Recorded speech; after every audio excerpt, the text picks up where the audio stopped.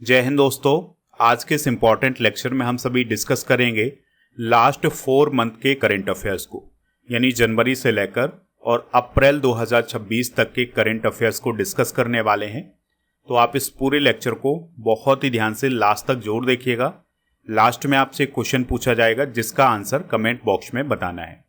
और हमारी PDF, e book, test series इन सभी के लिए ऐप को इंस्टॉल करें, यानी स्टडी करके ऐप को इंस्टॉल कर लें, तो वहाँ पर आपको ये सभी मिल जाएगा।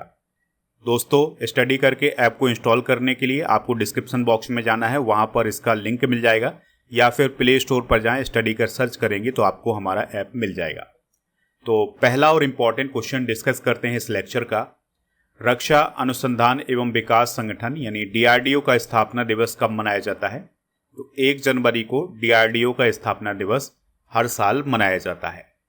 इसका फुल फॉर्म होता है defence research and development organisation. 1958 में इसकी स्थापना हुई थी। नई दिल्ली में इसका हेडक्वार्टर है।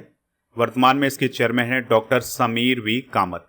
इसका काम है भारतीय सेना के लिए आधुनिक हथियार तैयार करना।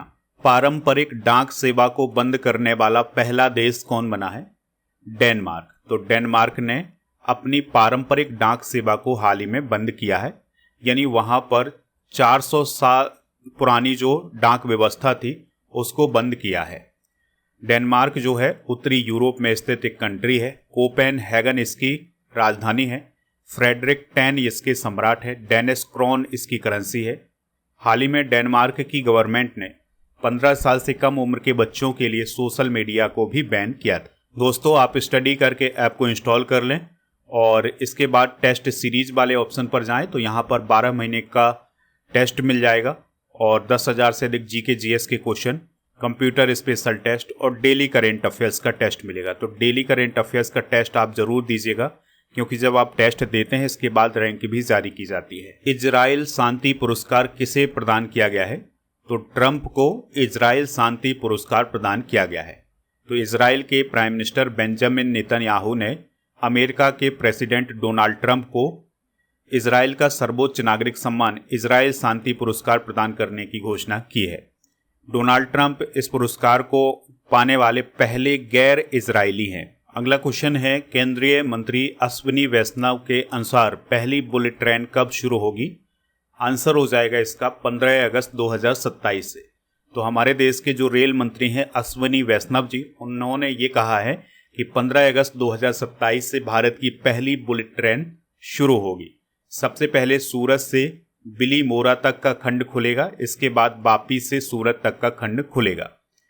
बुलेट ट्रेन परियोजना की बात करें तो भारत की जो बुलेट ट्रेन परियोजना है इसकी लंबाई है 508 किलोमीटर की, और इसका जो पहला संचालन है ये 2027 में शुरू होगा सूरत से वापी के बीच में।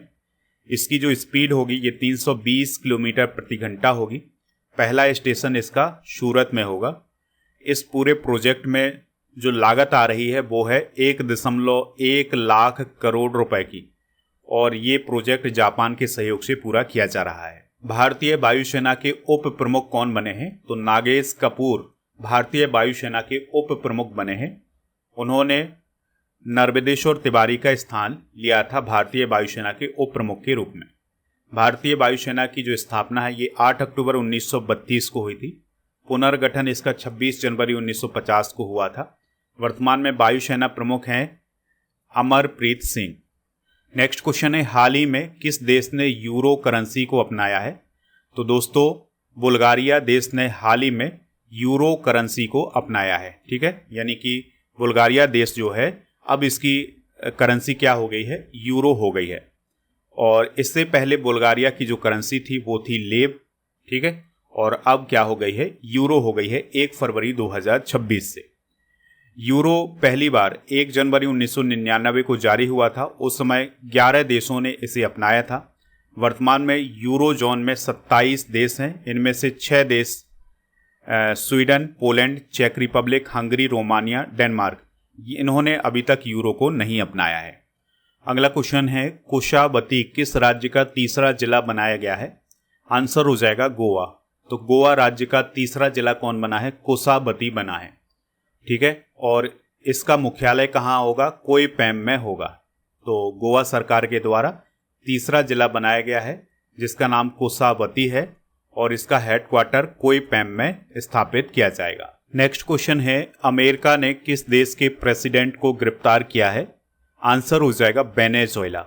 तो दोस्तों 3 जनवरी 2026 को अमेरिका ने वेनेजुएला के प्रेसिडेंट निकोलस मादुरो और उनकी पत्नी सिसिलिया फ्लोरेस को गिरफ्तार किया था।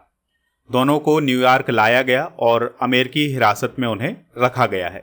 उन पर नार्को टेररिज्म और हथियारों के मामले में आरोप लगाए गए हैं। मादुरो ने पहले ट्रंप को चुनौती दी थी कि वो आकर उन्हें पकड़ें, लेकिन अमेरिका ने उनको पकड़ भी लिया और अमेरिका ले भी गए। वेनेजुएला की सर्वोच्च अदालत ने राष्ट्रपति निकोलस मादुरो की गिरफ्तारी के बाद वहां की उपराष्ट्रपति डेल्सी रोड्रिगेज को कार्यवाहक राष्ट्रपति नियुक्त किया है। यानी कि अब वहां की कार्यवाहक राष्ट्रपति कौन है? Delsey Rodriguez. निकोलस मादुरो 2013 से वेनेजुएला के राष्ट्रपति हैं। मादुरो के शासनकाल में वेनेजुएला में बड़ा आर्थिक संकट भी आया था और वेनेजुएला में तेल के दाम गिरने और भ्रष्टाचार और गलत नीतियों से महंगाई भी आसमान छू गई है। दोस्तों वेनेजुएला की बात कर लेते हैं तो ये दक्षिण अमेरिका महाद्वीप का एक देश है। काराकस इसकी राजधानी है। स्पेनिश यहाँ की आधिकारिक भाषा है। यहाँ के प्राकृतिक संसाधन है तेल, प्राकृतिक गैस, सोना और बॉक्साइट। यहाँ की जो अर्थव्यवस्था है वो तेल पर निर्भर है। हाल ही में किस राज्य सरकार ने स्कूली बच्चों के लिए अखबार पढ़ना अनिवार्य कर दिया है? आंसर हो जाएगा इसका राजस्थान। तो राजस्थान में स्कूली बच्चों के लिए अखबार पढ़ना अनिवार्य हो गया है। तो राज्य सरकार ने कहा है कि सरकारी स्कूलों के सभी बच्चे हर दिन कम से कम 10 मिनट अखबार जरूर पढ़ेंगे। इसके अलावा हर दिन अखबार में से बच्चे 5 शब्द खुद भी समझेंगे और दूसरों को भी समझाएंगे। अगला क्वेश्चन है, दुलहस्ती चरण सेकंड जल विद्युत परियोजना कहाँ स्थित है जिसे हाल ही में पर्यावरण मंत्रालय ने मंजूरी दी है? आंसर हो जाएगा इसका जम्मू कश्मीर। तो दोस्तों पर्यावरण मंत्रालय ने हाल ही में दुलहस्ती चरण सेकंड परियोजना को मंजूरी दी है और यह एक जल विद्युत परियोजना है। ये जम्मू कश्मीर के किश्तवाड़ जिले में है, चिनाब नदी पर है। 260 मेगावाट इसकी क्षमता है और इसका उद्देश्य क्षेत्र में बिजली उत्पादन बढ़ाना और ऊर्जा की जरूरतें पूरी करना। अगला क्वेश्चन है, गुजरात सरकार के अनुसार कौन सा बड़ा शहर झुग्गी मुक्त बनने जा रहा है? आंसर हो जाएगा सूरत। तो गुजरात सरकार ने हाल ही में एक घोषणा की है कि सूरत भारत का पहला बड़ा झुग्गी मुक्त शहर बनने जा रहा है। तो सूरत की आबादी 70 से 80 लाख है और इतने बड़े शहर को झुग्गी मुक्त बनाने का प्रयास पहली बार हो रहा है। सूरत में झुग्गियों का दायरा घट करके लगभग 5% रह गया है।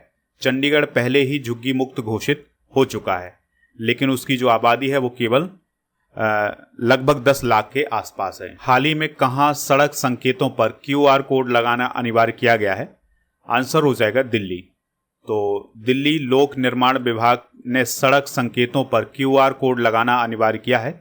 यानी कि जो सड़क पर साइन बोर्ड लगे रहते हैं उन पर QR कोड लगाना अनिवार्य किया है दिल्ली के लोक निर्माण विभाग ने। तो ये जो QR कोड होगा इसमें जो निर्माता कंपनी है उसका नाम होगा, निर्माण की तारीख होगी और इस्तेमाल की गई सामग्री की भी जानकारी उसमें होगी। भारत का पहला सरकारी AI आधारित क्लिनिक कहाँ खोला गया है? तो ये ग्रेटर नोएडा में खोला गया है। तो सरकारी आयुर्वेद विज्ञान संस्थान ने ग्रेटर नोएडा में भारत के पहले सरकारी AI आधारित क्लिनिक का उद्घाटन किया है। यह क्लिनिक GIMS चिकित्सा नवाचार केंद्र के अंतर्गत शुरू की गई है। इसका उद्देश्य है आर्टिफिशियल इंटेलिजेंस उपकरणों का उपयोग करके उपचार का समय कम करना। महिला हॉकी टीम के नए हेड कोच कौन बने हैं? तो सियोर्ड मारिन जो हैं ये भारतीय महिला हॉकी टीम के नए हेड कोच बने हैं। तो भारतीय महिला हॉकी टीम के नए हेड कोच सियोर्ड मारिन बने हैं जो कि नीदरलैंड के पूर्व हॉकी खिलाड़ी हैं। उन्होंने हेड कोच के रूप में हरेंद्र सिंह का स्थान लिया है। उनका हेड कोच के रूप में दूसरा कार्यकाल है। इससे पहले 2017 से 2021 तक भी वो भारतीय टीम के कोच रहे हैं और उनकी कोचिंग में ही भारतीय महिला हॉकी टीम ने टोक्यो ओलंपिक के अंदर चौथा स्थान हासिल किया था। अगला क्वेश्चन है, भारत के पहले स्वदेशी प्रदूषण नियंत्रण पोत का नाम क्या है? जिसे भारतीय तटरक्षक बल या इंडियन कोस्ट गार्ड में शामिल किया गया है। तो उसका नाम है समुद्र प्रताप। तो दोस्तों 5 जनवरी 2026 को औपचारिक रूप से इंडियन कोस्ट गार्ड ने पहले स्वदेशी रूप से डिजाइन और निर्मित प्रदूषण नियंत्रण पोत समुद्र प्रताप को अपने बेड़े में शामिल किया है। और राजनाथ सिंह जी ने गोवा में इस पोत का शुभारंभ किया था। यह पोत समुद्री प्रदूषण नियंत्रण नियमों को लागू करने, खोज और बचाव अभियानों में सुरक्षा के लिए महत्वपूर्ण है। इसमें जो सामग्री इस्तेमाल की गई है वो 70% स्वदेशी सामग्री इस्तेमाल की गई है। इस पोत को गोवा शिपयार्ड लिमिटेड के द्वारा डेवलप किया गया है और इसे तेल रिसाव का पता लगाने के लिए भी डिजाइन किया गया है। हाल ही में नृत्य कला निधि पुरस्कार किसे प्रदान किया गया है? तो दोस्तों उर्मिला सत्यनारायणन को नृत्य कला निधि पुरस्कार प्रदान किया गया है। तो जो उर्मिला सत्यनारायणन हैं ये भरतनाट्यम की प्रसिद्ध कलाकार हैं, तो उन्हें नृत्य कला निधि पुरस्कार से सम्मानित किया गया है। उन्हें यह पुरस्कार मद्रास संगीत अकादमी के द्वारा प्रदान किया गया है। बात हुई है यहाँ पर भरतनाट्यम की, तो यह भारत का प्राचीन शास्त्रीय नृत्य है। तमिलनाडु में इसकी उत्पत्ति हुई है और यह प्रायः कर्नाटक संगीत पर किया जाता है। ठीक है, और इसके प्रमुख नर्तक और नर्तकियाँ कौन है? रुक्मणी देवी, यामिनी कृष्णमूर्ति और पद्मा सुब्रमण्यम। कृषि मंत्री शिवराज सिंह चौहान के अनुसार भारत किस फसल के उत्पादन में सबसे बड़ा उत्पादक बन गया है? आंसर हो जाएगा राइस, यानी चावल के उत्पादन में भारत सबसे बड़ा उत्पादक बन गया है। तो चावल के उत्पादन के मामले में भारत ने चाइना को पीछे छोड़ दिया है और इस प्रकार से दुनिया का सबसे बड़ा चावल उत्पादक देश भारत बना है। भारत का जो चावल उत्पादन है ये बढ़कर के 15.18 करोड़ टन हो गया है, जबकि चाइना का जो चावल उत्पादन है ये 14.5 करोड़ टन है। उत्तर प्रदेश सरकार ने दृष्टिबाधित लोगों के लिए पहली ब्रेल लाइब्रेरी कहाँ खोली है? आंसर हो जाएगा इसका लखनऊ में। तो दोस्तों उत्तर प्रदेश सरकार ने लखनऊ में दृष्टिबाधित लोगों के लिए यानी दृष्टिहीन लोगों के लिए पहली ब्रेल लाइब्रेरी खोली है और इस लाइब्रेरी को डॉक्टर शकुंतला मिश्रा राष्ट्रीय पुनर्वास विश्वविद्यालय में स्थापित किया गया है। इसमें 4000 से अधिक ब्रेल किताबें हैं। ब्रेल लिपि का इस्तेमाल दृष्टिहीन लोग करते हैं। तो दोस्तों ये जो लाइब्रेरी खोली गई है यहाँ पर ब्रेल लिपि में किताबें होंगी जिनको दृष्टिहीन या दृष्टिबाधित लोग आसानी से पढ़ सकते हैं, समझ सकते हैं। अगला क्वेश्चन है, पेरू देश ने किस कीट को दुनिया में पहली बार कानूनी अधिकार दिए हैं? तो डंक रहित मधुमक्खियों को। तो दोस्तों पेरू देश ने एक अनोखा काम किया है कि जो डंक रहित मधुमक्खियां हैं उन्हें पहली बार कानूनी अधिकार प्रदान किए हैं। जिस प्रकार से मनुष्यों को कानूनी अधिकार है उसी प्रकार से डंक रहित मधुमक्खियों को भी कानूनी अधिकार प्रदान किए गए हैं। लेकिन ये जो कानूनी अधिकार हैं डंक रहित मधुमक्खियों को, ये सतीपो और नाउटा नगर पालिकाएं हैं जो पेरू देश की, वहां पर प्रदान किए गए हैं। भारत की पहली हाइड्रोजन चालित ट्रेन कहाँ शुरू होने वाली है? तो ये हरियाणा में शुरू होने वाली है। तो दोस्तों भारत की पहली हाइड्रोजन चालित ट्रेन हरियाणा में शुरू होगी और ये जींद से सोनीपत मार्ग पर चलेगी। इस ट्रेन में 10 कोच होंगे। हाइड्रोजन ईंधन जींद में बने प्लांट में मिलेगा। यह प्लांट 3000 किलो क्षमता वाला है और इलेक्ट्रोलिसिस से हाइड्रोजन तैयार करता है। इस ट्रेन का ट्रायल सफलतापूर्वक पूरा हो चुका है। यह ट्रेन दुनिया की सबसे लंबी ब्रॉड गेज हाइड्रोजन ट्रेन में से एक होगी। अगला क्वेश्चन है, सैनिकों के लिए डीआरडीओ के द्वारा विकसित समुद्री जल विलवणीकरण प्रणाली का नाम क्या है? तो उसका नाम है स्वदेश। तो दोस्तों डीआरडीओ ने हाल ही में एक ऐसी प्रणाली डेवलप की है जिसके माध्यम से जो खारा पानी है उसको पीने योग्य पानी में बदला जाएगा और ये प्रणाली सैनिकों के लिए शुरू की गई है। उसका नाम क्या है? स्वदेश। मनोज कोठारी का संबंध किस खेल से था जिनका निधन हो गया है? तो वह बिलियर्ड्स से संबंधित थे। तो पूर्व विश्व बिलियर्ड्स चैंपियन मनोज कोठारी का तमिलनाडु में 67 साल की उम्र में निधन हो गया है। कोठारी ने 1990 में विश्व बिलियर्ड्स चैंपियनशिप का खिताब जीता था। उन्होंने अपने कैरियर में कुल 16 बार स्टेट चैंपियन का खिताब भी जीता है। उन्होंने 1997 में विश्व डबल्स बिलियर्ड्स चैंपियनशिप भी जीती थी। उन्हें 2005 में ध्यानचंद पुरस्कार से सम्मानित किया गया था। संयुक्त राष्ट्र ने किस वर्ष को अंतर्राष्ट्रीय वर्ष चारागाह और पशुपालक घोषित किया है? आंसर हो जाएगा 2026। तो संयुक्त राष्ट्र ने 2026 को अंतर्राष्ट्रीय वर्ष चारागाह और पशुपालक घोषित किया है और इसका मुख्य उद्देश्य है चारागाहों और पशुपालकों की आजीविका, जैव विविधता और पारिस्थितिकी तंत्र में योगदान को मान्यता देना। भारत ने दुनिया में पहली बार व्यावसायिक स्तर पर किसका उत्पादन शुरू किया है? तो बायो बिटुमेन का उत्पादन शुरू किया है। तो भारत दुनिया का पहला ऐसा देश बन गया है जिसने व्यावसायिक स्तर पर बायो बिटुमेन का उत्पादन शुरू किया है। यह पेट्रोलियम बिटुमेन की जगह इस्तेमाल किया जा सकता है। इसे कृषि अवशेषों, विशेषकर धान के पुआल से बनाया जाता है। दोस्तों, जो बायो बिटुमेन है इसका इस्तेमाल सड़क निर्माण में किया जाएगा। ठीक है, इसको आप जरूर याद रखिएगा। भारत का पहला पूर्णतः पेपरलेस जिला न्यायालय कौन बना है? तो वो बना है कलपेट्टा जिला न्यायालय, वायनाड। तो केरल के वायनाड का जो कलपेट्टा जिला न्यायालय है वो भारत का पहला पूर्णतः पेपरलेस जिला न्यायालय बना है। यानी कि यहाँ पर जितने भी कामकाज होंगे वो इलेक्ट्रॉनिक रूप से होंगे। माधव गाडगिल का निधन हो गया है, वह कौन थे? तो वह भारत के प्रसिद्ध पर्यावरणविद थे। तो उनका हाल ही में निधन हुआ है 7 जनवरी को। वो 82 साल के थे और वो भारत के एक बहुत बड़े इकोलॉजिस्ट थे। वे 2010 में पश्चिमी घाट पारिस्थितिकी विशेषज्ञ पैनल के अध्यक्ष थे, जिसे गाडगिल आयोग के नाम से जाना जाता है।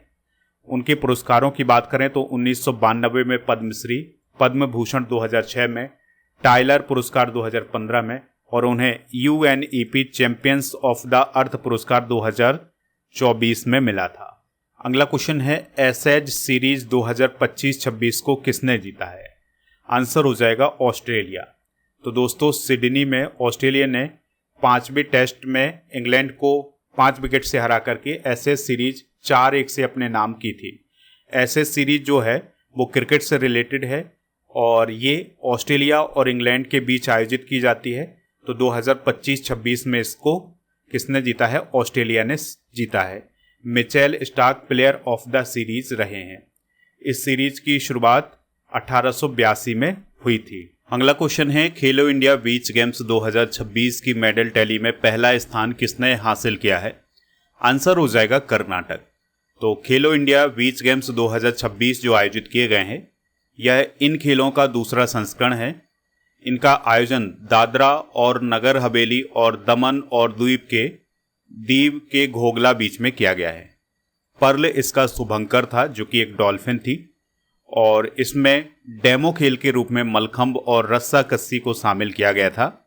बीच वॉलीबॉल, बीच कबड्डी, बीच सॉकर, सेपक टकरा, पैंचक सिलाट, ओपन वाटर स्विमिंग, ये सभी खेल शामिल किए गए थे। तो मेडल टैली में कर्नाटक पहले, तमिलनाडु दूसरे, तीसरे स्थान पर मणिपुर, चौथे पर मध्य प्रदेश और 5वें स्थान पर हरियाणा रहा है। कर्नाटक ने 3 गोल्ड, 2 सिल्वर, 6 ब्रॉन्ज और टोटल 11 मेडल जीते हैं। परमाणु ऊर्जा नियामक बोर्ड के अध्यक्ष कौन बने हैं? तो AK बाला सुब्रमण्यम परमाणु ऊर्जा नियामक बोर्ड के हाल ही में अध्यक्ष बने हैं। परमाणु ऊर्जा नियामक बोर्ड या AERB की बात करें तो ये भारत की परमाणु एवं विकिरण सुरक्षा से संबंधित एक नियामक संस्था है। 1983 में इसका गठन किया गया था और यह परमाणु ऊर्जा विभाग के अधीन कार्य करता है। मुंबई में इसका हेडक्वार्टर है और इसका प्रमुख काम है परमाणु संयंत्रों की सुरक्षा करना। इसरो का PSLV C62 मिशन कब लॉन्च किया गया था? तो यह 12 जनवरी 2026 को लॉन्च किया गया था। तो 12 जनवरी 2026 को इसरो का PSLV C62 मिशन लॉन्च किया गया था। यह इसरो का 2026 का पहला मिशन था। सतीश धवन स्पेस सेंटर से इसको लॉन्च किया गया था। इसमें PSLV C62 रॉकेट का इस्तेमाल किया गया था और इसमें DRDO के द्वारा विकसित hyper spectral earth observation satellite गया था। इसमें कुल 16 सैटेलाइट थे। मुख्य सैटेलाइट था अन्वेषा या EOS-N1। इसमें UK, नेपाल, ब्राज़ील सहित कई देशों के सैटेलाइट थे। दोस्तों, यह मिशन असफल मिशन रहा है, याद रखिएगा। और इससे पहले मई 2025 में PSLV C61 मिशन लॉन्च किया गया था, ये भी असफल मिशन रहा है। नेक्स्ट क्वेश्चन है, गोल्डन ग्लोब अवार्ड 2026 में सर्वश्रेष्ठ फिल्म यानी बेस्ट फिल्म ड्रामा का अवार्ड किसे मिला है? तो हेमनेट को मिला है।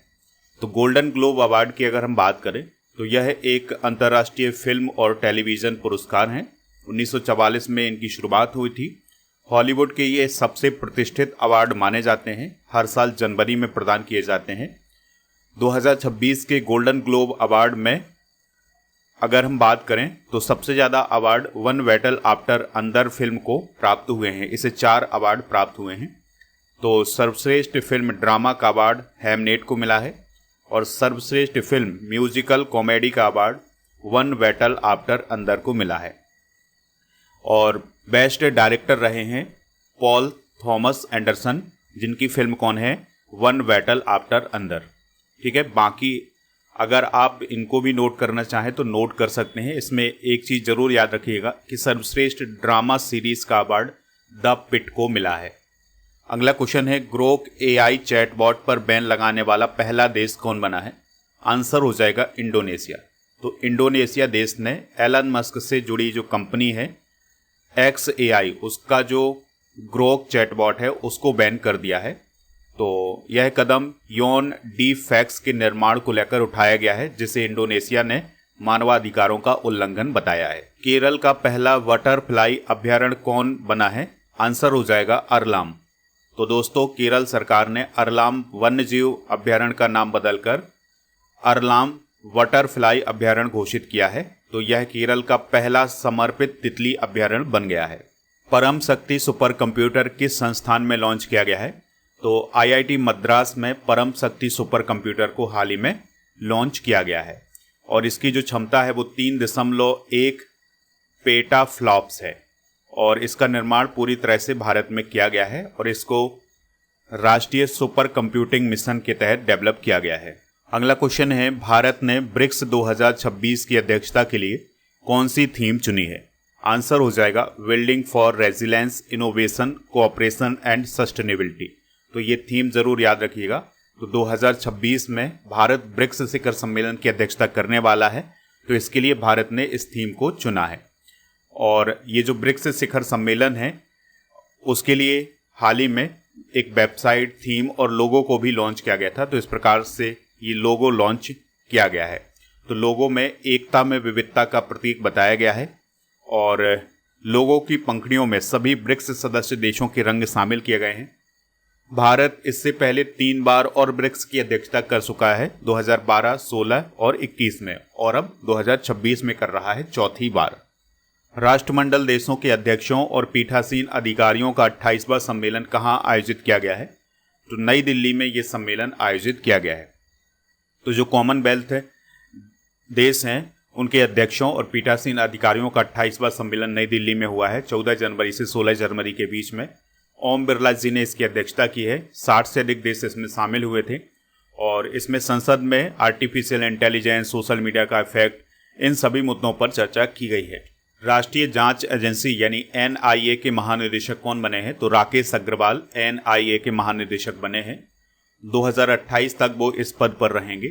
NIA की बात करें तो इसे नेशनल इन्वेस्टिगेशन एजेंसी बोला जाता है।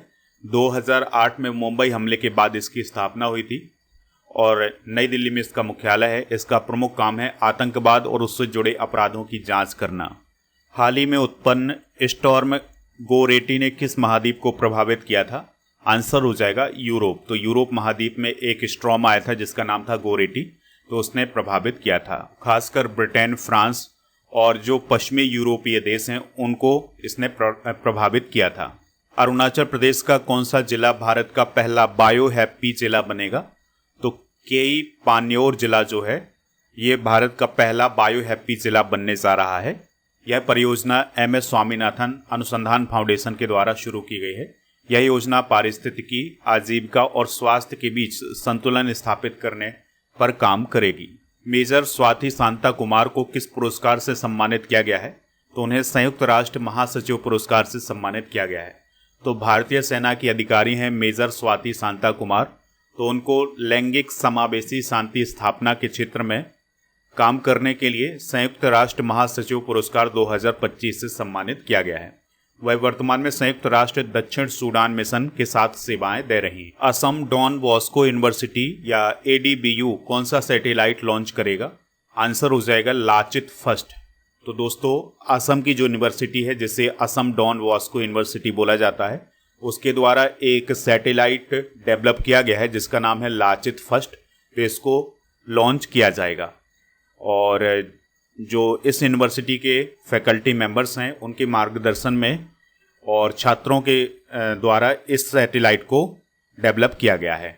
इस प्रकार से ADBU नॉर्थ ईस्ट भारत की पहली ऐसी यूनिवर्सिटी बन जाएगी जो अंतरिक्ष मिशन शुरू करने जा रही है। अगला क्वेश्चन है, केंद्रीय सतर्कता आयोग में सतर्कता आयुक्त कौन बने हैं? तो वो बने हैं प्रवीण वशिष्ठ। तो दोस्तों, राष्ट्रपति द्रौपदी मुर्मू जी ने प्रवीण वशिष्ठ को केंद्रीय सतर्कता आयोग में सतर्कता आयुक्त के रूप में नियुक्त किया है। केंद्रीय सतर्कता आयोग की अगर हम बात करें तो यह भारत की सर्वोच्च सतर्कता संस्था है और ये भ्रष्टाचार रोकने के लिए बनाई गई संस्था है। इसकी स्थापना 1964 में संथानम समिति की सिफारिश के आधार पर की गई थी। इस समिति को आप जरूर नोट करिएगा, ये समिति पूछी जा सकती है एग्जाम में कि जो केंद्रीय सतर्कता आयोग है इसकी स्थापना किस समिति की सिफारिश पर की गई थी? तो संथानम समिति की सिफारिश पर की गई थी और इसे 2003 में वैधानिक दर्जा दिया गया था। विजय हजारे ट्रॉफी 2025-26 को किसने जीता है? आंसर हो जाएगा विदर्भ ने। तो विजय हजारे ट्रॉफी जो है ये क्रिकेट से रिलेटेड है, तो 2025-26 में इसका टाइटल विदर्भ ने जीता है। इस बार इसका 33वां संस्करण आयोजित किया गया था। BCCI के द्वारा इसका आयोजन होता है। ये लिस्ट एक क्रिकेट प्रतियोगिता है, 38 टीमें इसमें शामिल होती हैं। विजेता विदर्भ बना है और पहली बार विदर्भ ने विजय हजारे ट्रॉफी जीती है। उप विजेता सौराष्ट्र बना है और 2024-25 का जो विजेता था वो था कर्नाटक। भारतीय जनता पार्टी का राष्ट्रीय अध्यक्ष किसे नियुक्त किया गया है? आंसर हो जाएगा नितिन नवीन। तो जो नितिन नवीन है ये भारतीय जनता पार्टी यानी भाजपा के नए राष्ट्रीय अध्यक्ष हैं। वह भाजपा के 12वें राष्ट्रीय अध्यक्ष हैं और वो भाजपा के सबसे युवा राष्ट्रीय अध्यक्ष भी हैं। 45 साल की उम्र में वो भाजपा के अध्यक्ष बने हैं। उनका संबंध बिहार राज्य से है। बिहार में वो विधायक भी रह चुके हैं। इंडिया ओपन बैडमिंटन 2026 का पुरुष एकल का खिताब किसने जीता है? तो लिन चुन ई ने जीता है। तो इंडिया ओपन बैडमिंटन की बात करें तो इस बार इसका 24वां संस्करण हुआ था जनवरी में। इंदिरा गांधी एरिना नई दिल्ली में इसका आयोजन हुआ था। बैडमिंटन एसोसिएशन ऑफ इंडिया के द्वारा इसका आयोजन करवाया गया था। पुरुष एकल के विजेता थे लिन चुन ई जो कि ताइवान के थे और महिला एकल की विजेता आन से यांग थी जो कि साउथ कोरिया की थी।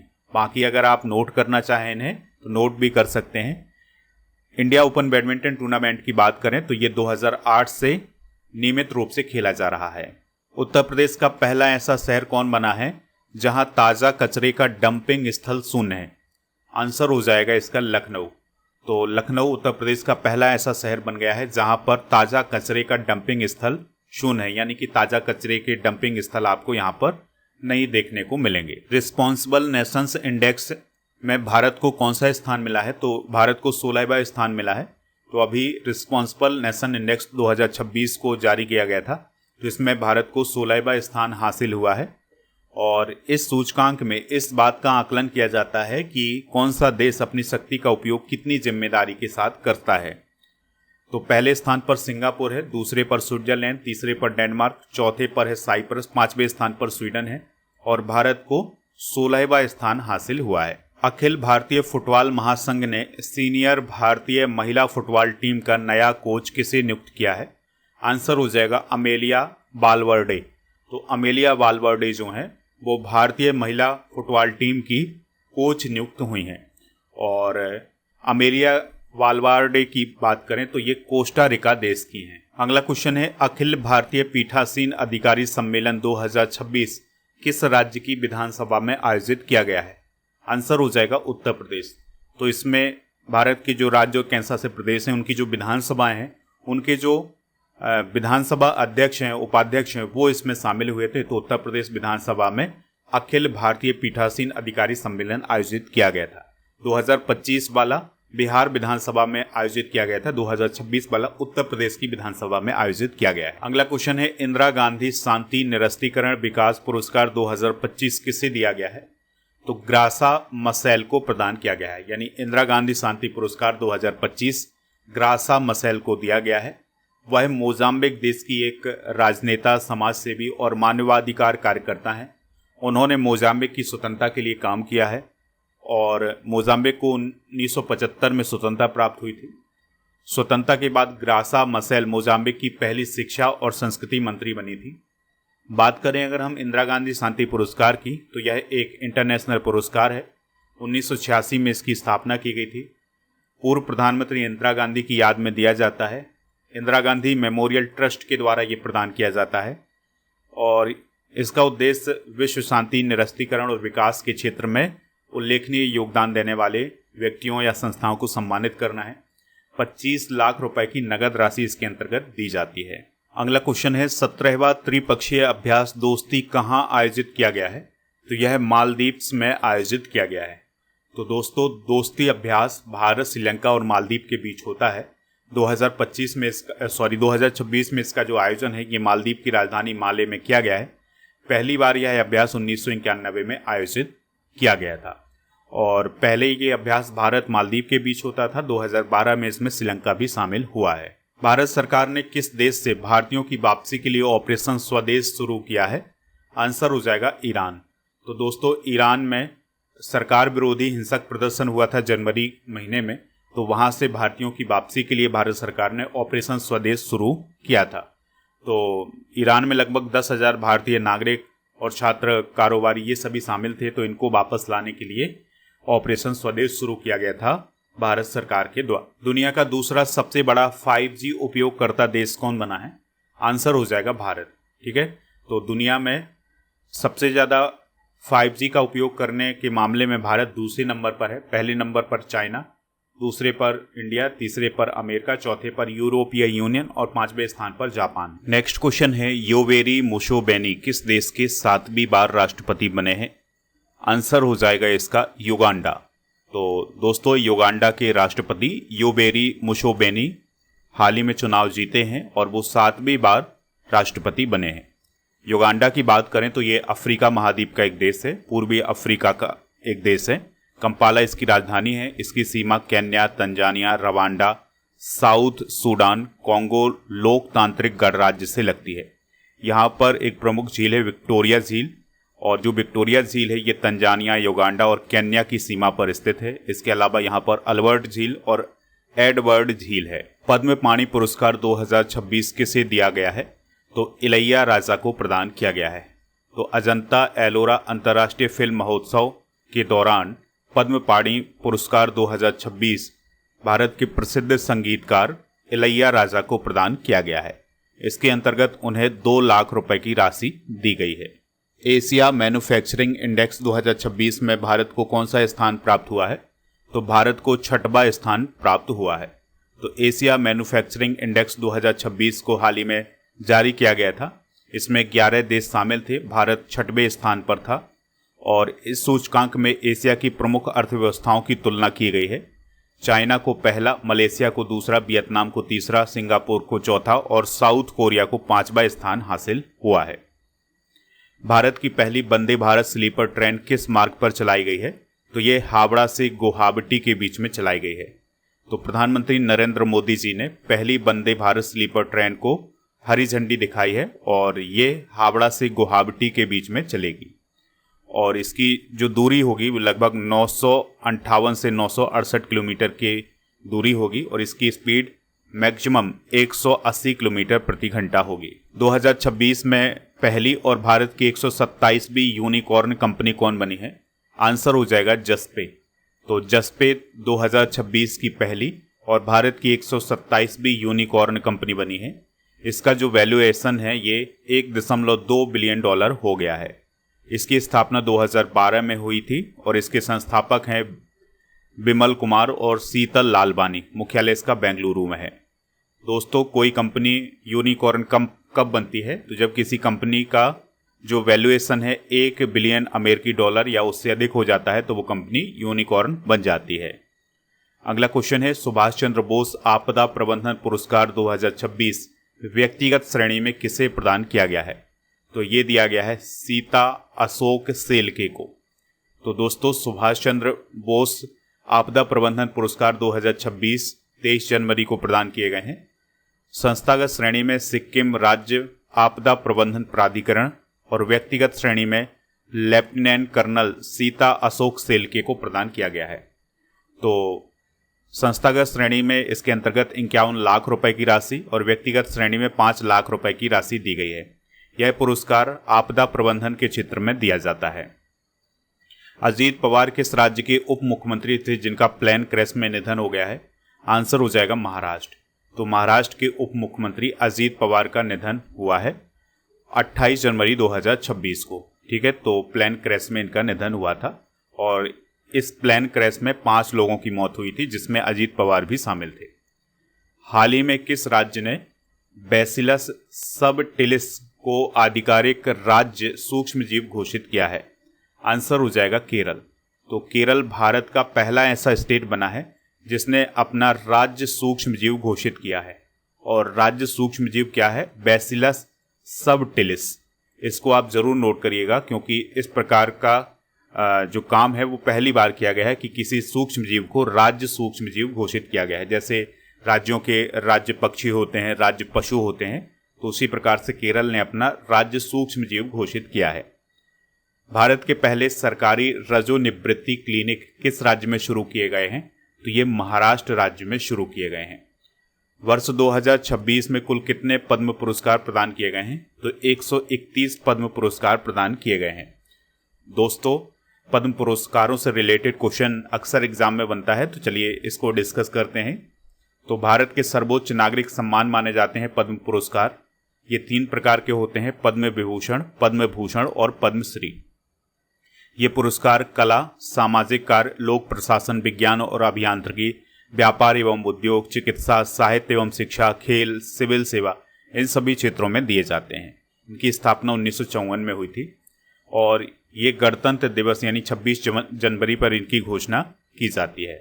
तो 2026 में 131 पद्म पुरस्कार दिए गए हैं जिसमें 5 पद्म विभूषण, 13 पद्म भूषण और 113 पद्मश्री शामिल हैं। पद्म विभूषण किसे मिला है? तो धर्मेंद्र देओल को मिला है, मरणोपरांत ये अभिनेता हैं। केटी थॉमस को मिला है, ये केरल के मतलब सर्वोच्च न्यायालय के पूर्व न्यायाधीश रहे हैं। सुश्री एन राजम को कला के क्षेत्र में दिया गया है, ये उत्तर प्रदेश की प्रसिद्ध वायलिन वादक हैं। पी नारायणन को दिया गया है, ये केरल के मलयालम साहित्यकार हैं। और वीएस अच्युतानंदन को दिया गया है मरणोपरांत, ये केरल के पूर्व मुख्यमंत्री हैं। पद्म भूषण की बात करें तो अलका याग्निक, भगत सिंह कोश्यारी, कलीपति रामास्वामी पलानीस्वामी और ममूटी, नोरी दत्तात्रेयुडू, पीयूष पांडे, SKM मलयानंदन और शतावर्धनी आर गणेश, शिबू सोरेन और इसके अलावा उदय कोटक, VK मल्होत्रा, वेल्लापल्ली नटेशन और विजय अमृतराज, इनको पद्म भूषण दिया गया है।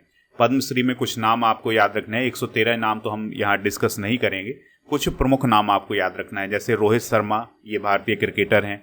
हरमनप्रीत कौर, ये महिला क्रिकेटर हैं। हॉकी खिलाड़ी सविता पूनिया, अभिनेता सतीश शाह को मरणोपरांत दिया गया है और एक्टर R माधवन को भी इसमें शामिल किया गया है। 113 लोगों को पद्मश्री पुरस्कार प्रदान किया गया है। 26 जनवरी 2026 को भारत ने कौन सा गणतंत्र दिवस मनाया है? तो भारत ने 77वां गणतंत्र दिवस मनाया है। ठीक है, 26 जनवरी 2026 को भारत ने अपना 77वां गणतंत्र दिवस मनाया है। इस अवसर पर कर्तव्य पथ नई दिल्ली में एक परेड आयोजित की गई थी जो हर साल आयोजित की जाती है। 2026 के मुख्य अतिथि कौन थे? यूरोपीय परिषद के अध्यक्ष एंटोनियो कोस्टा और यूरोपीय आयोग के अध्यक्ष उर्सुला वॉन डेर लेन।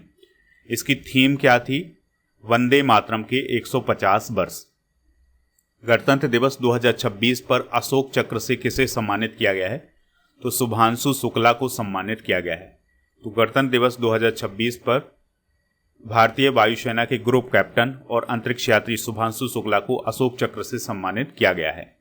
ठीक है, शुभांशु शुक्ला अंतर्राष्ट्रीय अंतरिक्ष स्टेशन पर जाने वाले पहले इंडियन हैं, इस बात को आप याद रखिएगा। इसके अलावा मतलब शुभांशु शुक्ला के अलावा प्रशांत बालकृष्ण नायर, अर्शदीप सिंह और डोलेश्वर सुब्बा, दिलनाके और रूपा ए, इनको अशोक चक्र से सम्मानित किया गया है और कीर्ति चक्र, शौर्य चक्र प्रदान किए गए हैं। और इसके अलावा दोस्तों कर्नल सोफिया कुरैशी, इन्हें सैन्य पदक दिया गया है, तो इनको भी आप नोट कर सकते हैं। अगला क्वेश्चन है 500 सिंगल्स मुकाबले जीतने वाली पहली भारतीय शटलर कौन बनी है? वो बनी है पीवी सिंधु। तो पीवी सिंधु 500 सिंगल्स मुकाबले जीत चुकी हैं और वो ये कारनामा करने वाली पहली भारतीय शटलर बनी है और दुनिया की वो छठवीं ऐसी खिलाड़ी बनी है जिन्होंने 500 सिंगल्स जीत दर्ज की है। उन्होंने दोस्तों 2016 के रियो ओलंपिक में सिल्वर मेडल जीता था, 2020 के टोक्यो ओलंपिक के अंदर ब्रॉन्ज मेडल जीता था, 2013 में उन्हें अर्जुन पुरस्कार से सम्मानित किया गया था, 2016 में उन्हें मेजर ध्यानचंद खेल रत्न पुरस्कार मिला था। पीवी सिंधु का पूरा नाम क्या है? पुसरला वेंकट सिंह। किस देश ने आधिकारिक रूप से विश्व स्वास्थ्य संगठन से अलग होने की घोषणा की है? आंसर हो जाएगा अमेरिका। तो अमेरिका जो है वो WHO यानी वर्ल्ड हेल्थ ऑर्गेनाइजेशन से अलग हो गया है। भारत का एकीकृत भुगतान इंटरफेस यानी UPI किस देश में शुरू होगा? तो ये जापान में शुरू होगा। अभी इसको पायलट प्रोजेक्ट के रूप में शुरू किया जा रहा है और फिर इसको आने वाले समय में शुरू किया जाएगा Japan. Men's hockey India league 2026 का खिताब किसने जीता है? तो वेदांता कलिंगा लांसर्स ने जीता है। तो वेदांता कलिंगा लांसर्स ने रांची रॉयल्स को हरा करके और मेंस हॉकी इंडिया लीग 2026 का टाइटल जीता है। फाइनल मुकाबला कलिंगा हॉकी स्टेडियम ओडिशा में किया गया था और तीसरा स्थान हैदराबाद तूफान को मिला है। फेयर प्ले अवार्ड HILGC को मिला है।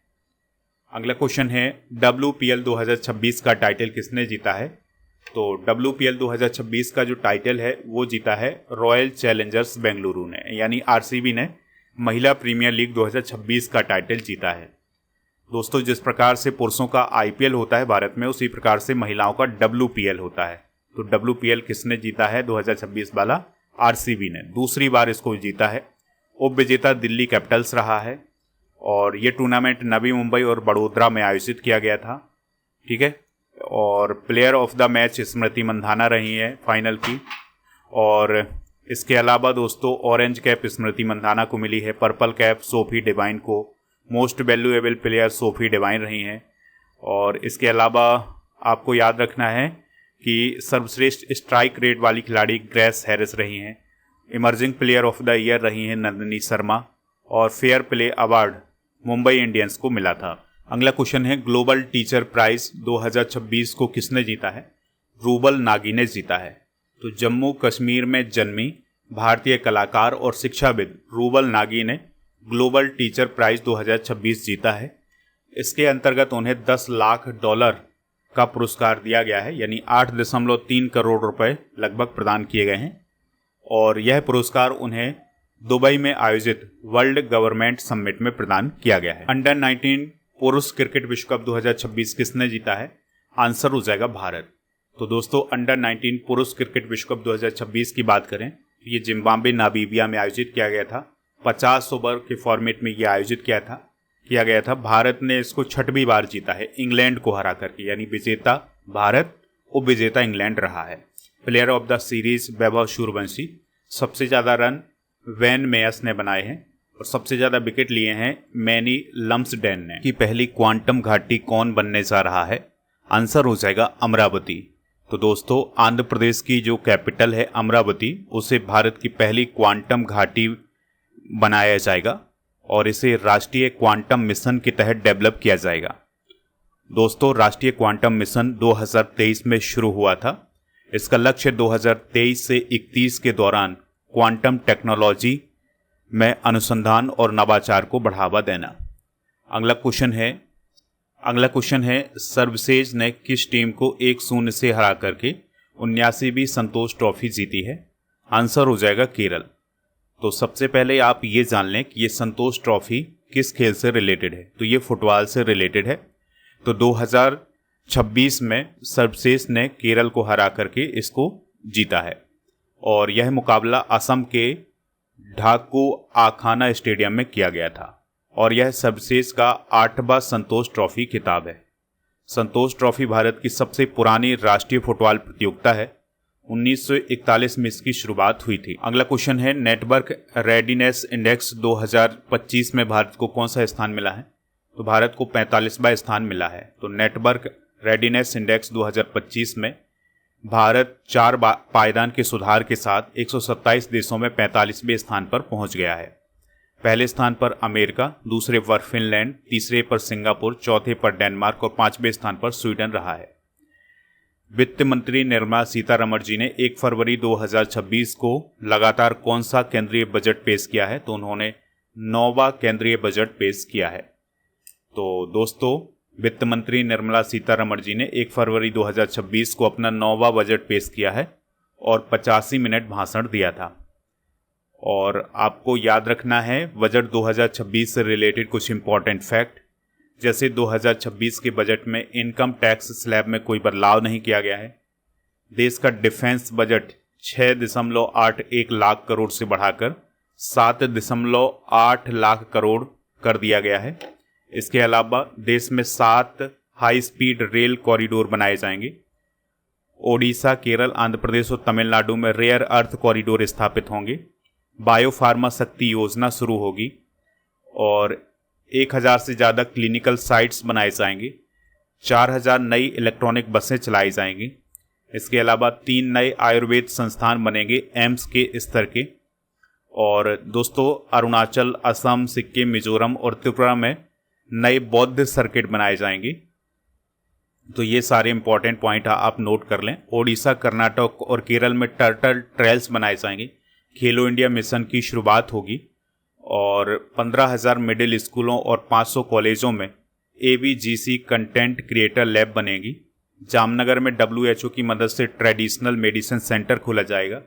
ठीक है, तो ये सारी इंपॉर्टेंट योजनाएं आप नोट कर सकते हैं। अगला क्वेश्चन है, सुनेत्रा पवार किस राज्य की पहली महिला उप मुख्यमंत्री बनी है?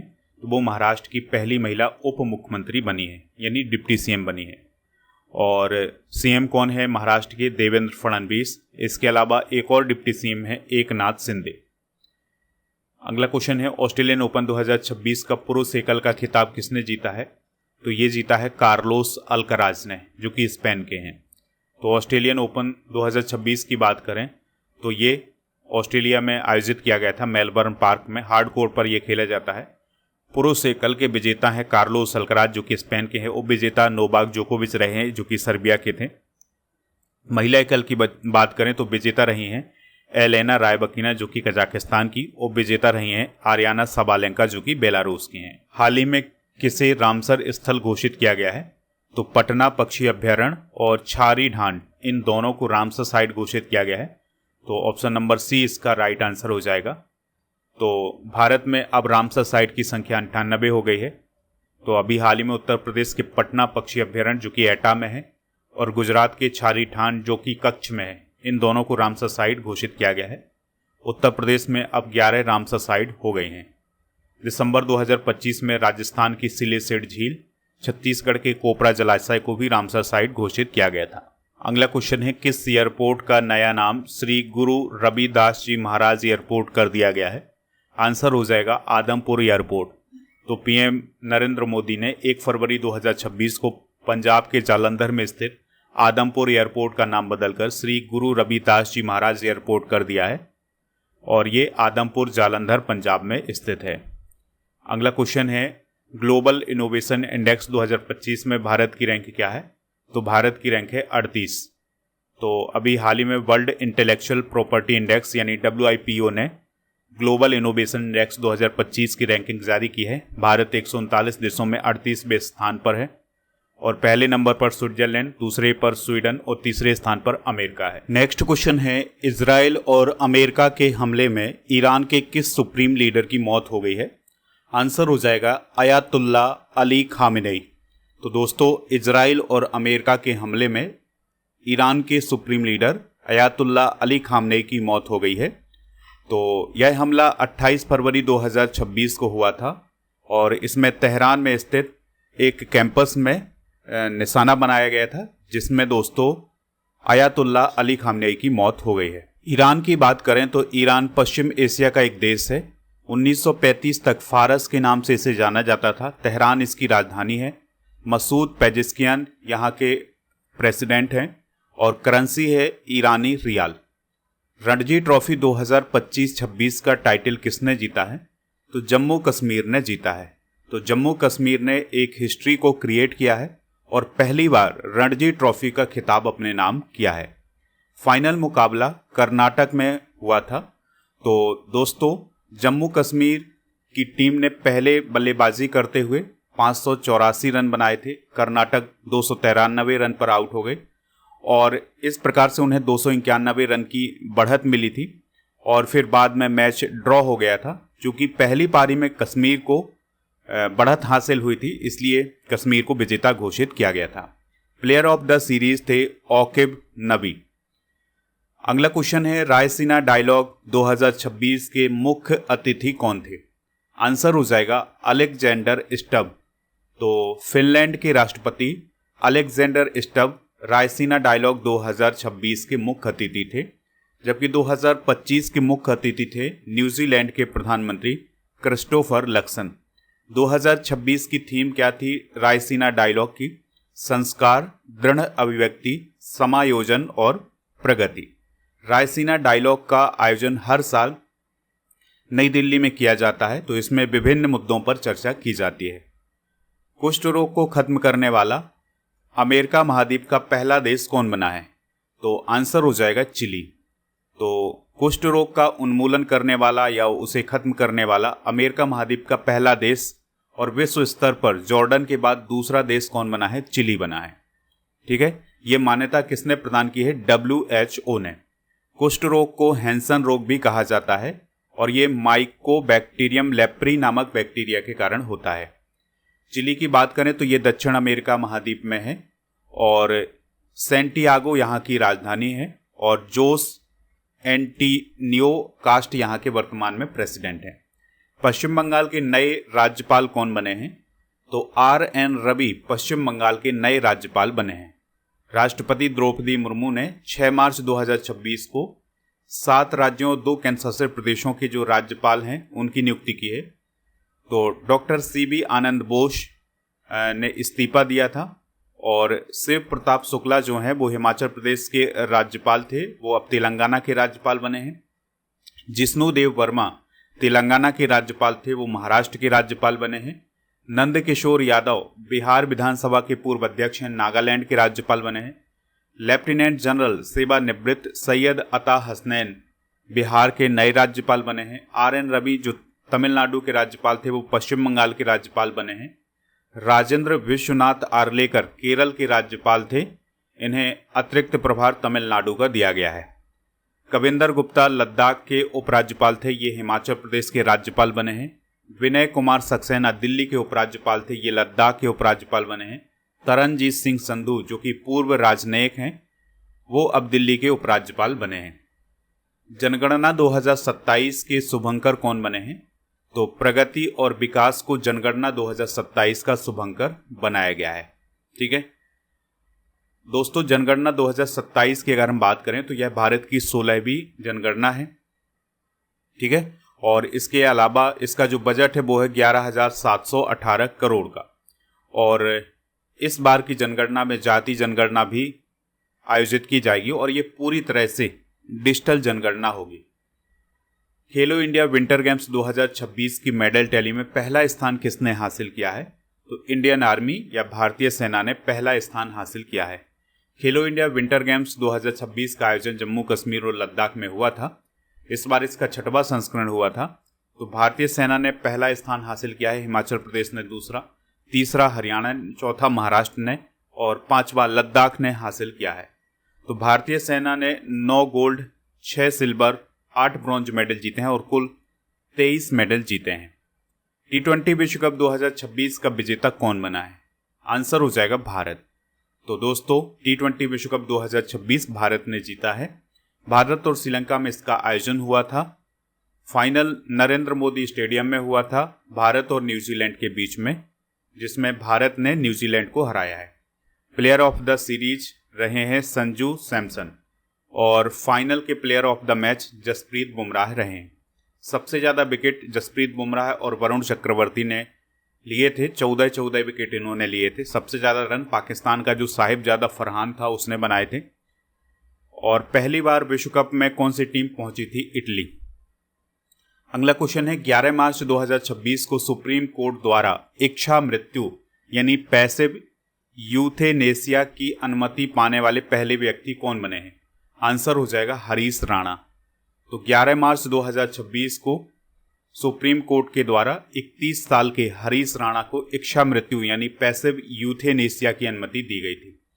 दोस्तों, जो हरीश राणा है ये 13 साल से कोमा में थे। इनके माता पिता ने इच्छा मृत्यु की मांग की थी सुप्रीम कोर्ट से। फिर सुप्रीम कोर्ट ने इन्हें पैसिव यूथेनेसिया या इच्छा मृत्यु प्रदान की थी। जो पैसिव यूथेनेसिया होता है ये क्या होता है? तो इसमें कोई मरीज होता है जिसको जो लाइफ सपोर्ट सिस्टम दिया जाता है उसको धीरे धीरे हटा लिया जाता है, जिससे उसकी प्राकृतिक मौत होती है। सुप्रीम कोर्ट के जस्टिस JB पारदीवाला और जस्टिस KB विश्वनाथन ने ये फैसला सुनाया था। ज्ञानपीठ पुरस्कार 2025 किससे प्रदान किया गया है? तो आंसर हो जाएगा R वैरामुथु।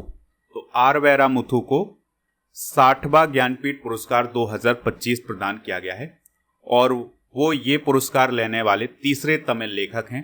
इससे पहले अखिलन को 1975 और जयकांतन को 2002 में ज्ञानपीठ पुरस्कार मिल चुका है तमिल भाषा में। तो दोस्तों, इससे पहले R वैरामुथु के उपन्यास कल्लिकाट्टू इथिकासम के लिए 2003 में साहित्य अकादमी पुरस्कार भी मिला था। उन्हें 7 राष्ट्रीय फिल्म पुरस्कार, 2003 में पद्मश्री, पद्म भूषण 2014 में मिला था और R वैरामुथु ने 40 सालों में 7500 से अधिक फिल्मी गीत लिखे हैं। अगला क्वेश्चन है भारत के 94वें ग्रैंड मास्टर कौन बने हैं? आंसर हो जाएगा मयंक चक्रवर्ती। तो असम के 17 साल के शतरंज खिलाड़ी मयंक चक्रवर्ती भारत के 94 नंबर के ग्रैंड मास्टर बने हैं और वो पूर्वोत्तर भारत के पहले ग्रैंड मास्टर बने हैं।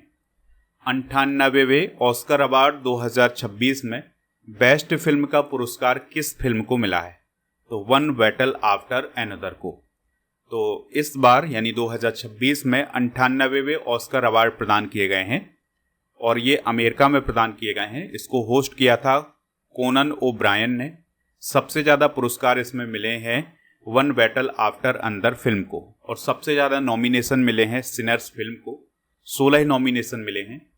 तो इस प्रकार से सिनर्स फिल्म ऑस्कर अवार्ड की पहली ऐसी फिल्म बन गई है जिसको 16 नॉमिनेशन मिले हैं। ऑस्कर अवार्ड की शुरुआत 1929 में हुई थी और यह पुरस्कार academy of motion picture art and sciences के द्वारा प्रदान किया जाता है। और बेस्ट फिल्म 2026 की कौन है? One battle after another. इसके डायरेक्टर हैं Paul Thomas Anderson. Best actress बनी है जेसी बकले हैमनेट के लिए। Best actor Michael B Jordan Sinners के लिए। बेस्ट सपोर्टिंग एक्ट्रेस बनी है एमी मेडिगन वेपन्स के लिए। ठीक है। Best supporting actor Sean Penn बने हैं वन बैटल आफ्टर एनदर के लिए। Best director Paul Thomas Anderson बने हैं वन बैटल आफ्टर एनदर के लिए। तो ये कुछ इंपॉर्टेंट अवार्ड हैं, इनको आप जरूर नोट करें। हिंदी का साहित्य अकादमी पुरस्कार 2025 किसे प्रदान किया गया है? आंसर हो जाएगा ममता कालिया को। तो साहित्य अकादमी पुरस्कार भारत का सबसे प्रतिष्ठित साहित्य सम्मान माना जाता है। 24 भाषाओं में यह दिया जाता है। शुरुआत 1954 में हुई थी। 1 लाख रुपए की नगद राशि इसके अंतर्गत दी जाती है। तो कुछ इंपॉर्टेंट जरूर याद रखिएगा। हिंदी का जैसे दिया गया है ममता कालिया को, उनके संस्मरण जीते जी इलाहाबाद के लिए, और अंग्रेजी का दिया गया है नवतेज सरना को क्रिम्सन स्प्रिंग उपन्यास के लिए। तो ये दो तो आप जरूर याद रखिएगा। ग्लोबल टेररिज्म इंडेक्स 2026 में भारत की रैंक क्या है? तो भारत की रैंक है 13। तो हाल ही में institute for economics and peace के द्वारा ग्लोबल टेररिज्म इंडेक्स 2026 जारी किया गया है। 163 देश इसमें शामिल किए गए थे और इसमें सबसे ज़्यादा आतंकवाद से प्रभावित देश कौन है? पाकिस्तान पहले, फिर बुर्किना फासो और फिर माली, और भारत की रैंक 13 है। अगला क्वेश्चन है जनगणना 2027 के लिए ब्रांड एम्बेसडर किसे नियुक्त किया गया है? तो सुदर्शन पटनायक को जनगणना 2027 के लिए ब्रांड एम्बेसडर नियुक्त किया गया है। ठीक है। उनका संबंध ओडिशा राज्य से है और वह एक रेत कलाकार हैं। सरस्वती सम्मान 2025 किसे प्रदान किया गया है? तो दोस्तों सरस्वती सम्मान जो है वो राम कुमार मुखोपाध्याय को प्रदान किया गया है। तो बंगाली लेखक राम कुमार मुखोपाध्याय को सरस्वती सम्मान 2025 प्रदान किया गया है और उनकी रचना हरा पार्वती कथा के लिए उन्हें ये उपन्यास दिया गया है। सरस्वती सम्मान की शुरुआत 1991 में हुई थी। के बिरला फाउंडेशन के द्वारा ये दिया जाता है। 15 लाख रुपए की राशि भी इसमें दी जाती है। बालेन शाह किस देश के प्रधानमंत्री बने हैं? आंसर हो जाएगा नेपाल। तो नेपाल के नए प्रधानमंत्री बालेन शाह बने हैं। उनकी उम्र है 35 साल। इस प्रकार से वो नेपाल के सबसे कम उम्र के प्रधानमंत्री बने हैं। उनकी पार्टी का नाम है राष्ट्रीय स्वतंत्र पार्टी। तो इस पार्टी ने हाल ही में जो नेपाल में चुनाव हुए थे उसमें जीत हासिल की है। आर्टेमिस सेकंड मिशन किस अंतरिक्ष एजेंसी के द्वारा लॉन्च किया गया है? आंसर हो जाएगा नासा। तो चंद्रमा के लिए आर्टेमिस सेकंड मिशन नासा के द्वारा लॉन्च किया गया था। तो ये 10 दिन का मिशन था। 1 अप्रैल 2026 को इसको लॉन्च किया गया था और इसे स्पेस लॉन्च सिस्टम रॉकेट से लॉन्च किया गया था। ओरियन नामक इसमें स्पेसक्राफ्ट यूज किया गया था और इसको कैनेडी अंतरिक्ष केंद्र फ्लोरिडा अमेरिका से लॉन्च किया गया था। इसमें जो 4 अंतरिक्ष यात्री थे वो कौन कौन थे? रीड वाइसमैन नासा के थे, ये मिशन कमांडर थे। विक्टर ग्लोबल ये पायलट थे। क्रिस्टीना कोच ये मिशन विशेषज्ञ थी, नासा की थी और ये चंद्रमा की ओर जाने वाली पहली महिला बनी है। जेरेमी हैंसन ये मिशन विशेषज्ञ थे, चंद्रमा की ओर जाने वाले पहले गैर अमेरिकी बने थे और ये कनाडा के थे। अगला क्वेश्चन है भारतीय सेना के उप प्रमुख कौन बने हैं? आंसर हो जाएगा धीरज सेठ। तो धीरज सेठ 1 अप्रैल 2026 को भारतीय सेना के नए उप प्रमुख बने हैं। उन्होंने लेफ्टिनेंट जनरल पुष्पेंद्र सिंह का स्थान लिया है। सशस्त्र सेनाओं के प्रमुख डिस्कस करते हैं तो सर्वोच्च सेनापति राष्ट्रपति द्रौपदी मुर्मू जी हैं। वायुसेना अध्यक्ष हैं अमरप्रीत सिंह। नौसेना अध्यक्ष हैं दिनेश कुमार त्रिपाठी। थल सेना अध्यक्ष हैं उपेंद्र द्विवेदी। CDS हैं लेफ्टिनेंट जनरल अनिल चौहान और DGMO हैं लेफ्टिनेंट जनरल राजीव घई। अगला क्वेश्चन है महान गायिका आशा भोसले का निधन कब हुआ है? तो 12 अप्रैल 2026 को हुआ है। तो दोस्तों महान गायिका आशा भोसले जी का जो निधन है वो 12 अप्रैल 2026 को हुआ है, मुंबई में 92 वर्ष की आयु में। 8 सितंबर 1937 को इनका जन्म हुआ था सांगली महाराष्ट्र में। इनके पिता थे पंडित दीनानाथ मंगेशकर, बहन थी इनकी लता मंगेशकर जी और इनके पति थे RD बर्मन जो कि एक संगीत निर्देशक थे। तो दोस्तों ये थे लास्ट 4 मंथ के करंट अफेयर्स के क्वेश्चन। आप इस लेक्चर को ज़्यादा से ज़्यादा लोगों तक शेयर करें। प्रीमियम कोर्स वाले ऑप्शन पर जाएं, लूसेंट का कोर्स आपको यहाँ पर मिलेगा। ऐप को इंस्टॉल करेंगे तो FEV 600 कूपन कोड यूज करना है। इसमें फ्री मिलेगा 18,000 से अधिक topic by subject by test series, 12 महीने का मंथली टेस्ट, 12 महीने के मंथली करंट अफेयर्स की ई बुक। प्रीमियम कोर्स वाले ऑप्शन पर अर्जुन GS फाउंडेशन बैच आपको मिल जाएगा। अप्रैल 900 कूपन कोड यूज करना है। इस कोर्स की वैलिडिटी है 3 साल की। इसमें भी दोस्तों वही सब फ्री मिलेगा जो लूसेंट वाले कोर्स में मिलेगा। प्रीमियम कोर्स वाले ऑप्शन पर बहुत सारे कॉम्बो पैक भी आपको मिल जाएंगे, तो कॉम्बो पैक को आप जरूर ज्वाइन करिएगा। 12 मंथ 100 कूपन कोड यूज करना है। मंथली करंट अफेयर्स की ई बुक का जो पैकेज है ये आपको प्रीमियम कोर्स वाले ऑप्शन पर मिलेगा। 12 मंथ 100 कूपन कोड इसके लिए भी यूज करना है। टेस्ट सीरीज वाले ऑप्शन पर 12 महीने का मंथली टेस्ट, 10,000 से अधिक GK GS के क्वेश्चन का test, computer special test, daily current affairs का टेस्ट और करंट अफेयर्स का मॉक टेस्ट, ये आपको यहाँ पर मिल जाएगा। जब आप डेली करंट अफेयर्स का टेस्ट देते हैं तो इस प्रकार से आपसे इस प्रकार से रैंकिंग भी जारी की जाती है, तो आप टेस्ट जरूर दीजिएगा। ई बुक वाले सेक्शन पर monthly current affairs, yearly current affairs, half yearly current affairs, GK GS के क्वेश्चन, GK GS की जो ई बुक है वो आपको यहाँ पर मिल जाएंगी। तो इन सभी को जाकर के प्राप्त कर लें। जैसे मंथली करंट अफेयर्स की ई बुक मार्च महीने की ये लॉन्च कर दी गई है, तो यहाँ से आप हिंदी इंग्लिश दोनों मीडियम में प्राप्त कर सकते हैं। इसी प्रकार से yearly current affairs, half yearly current affairs की ई बुक भी यहाँ पर मिल जाएगी। आपके लिए क्वेश्चन है माधवपुर मेला किस राज्य में आयोजित होता है? जो भी इसका राइट आंसर हो कमेंट बॉक्स में हमें ज़रूर बताएं। टेलीग्राम चैनल ज्वाइन कर लें जिसका नाम स्टडी कर ऑफिशियल है। ई बुक वाले सेक्शन पर आपको GK GS की जो ई बुक है ये मिल जाएगी, तो इसको जाकर के प्राप्त कर सकते हैं। और दोस्तों हमारे जितने भी सोशल मीडिया प्लेटफॉर्म हैं, चाहे वो फेसबुक हो, इंस्टाग्राम हो, व्हाट्सएप पेज, इन सभी को आप जा कर के फॉलो ज़रूर करिएगा।